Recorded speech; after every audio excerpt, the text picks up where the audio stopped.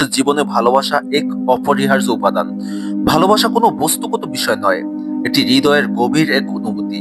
এটি দায়িত্ব, বিশ্বাস, যত্ন এবং আন্তরিকতার সমন্বয়ে গড়ে ওঠে।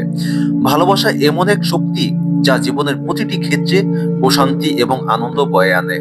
নারীর জীবনে একজন দায়িত্বশীল পুরুষের উপস্থিতি তাকে মানসিকভাবে সুরক্ষিত ও প্রশান্ত রাখে। একইভাবে একজন পুরুষের জীবনে একজন বিশ্বাসী নারীর উপস্থিতি তাকে আত্মবিশ্বাসী ও ধীর করে তোলে। এই সম্পর্কে মূলে থাকে একে অপরের প্রতি যত্ন এবং সম্মান।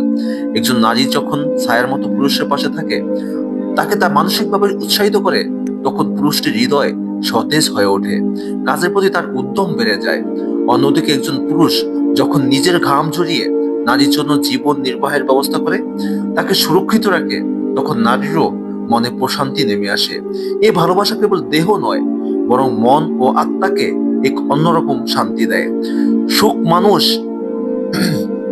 সুখ মানে শুধু ভোগবিলাস নয়, সুখ হলো সেই অভিজ্ঞতা যা হৃদয়কে সতেজ রাখে, মনকে প্রফুল্ল রাখে।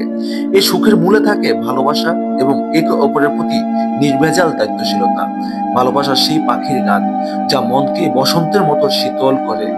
এটি সেই আলো যা অন্ধকারকে দূরে সরিয়ে জীবনের পথ আলোকিত করে। তাই ভালোবাসা মানে শুধু মায়াবী চাহনি নয়, ভালোবাসা মানে দায়িত্ব, যত্ন এবং সত্যিকারের বন্ধন। এই ভালোবাসাই জীবনের প্রকৃত সুখের ঠিকানা।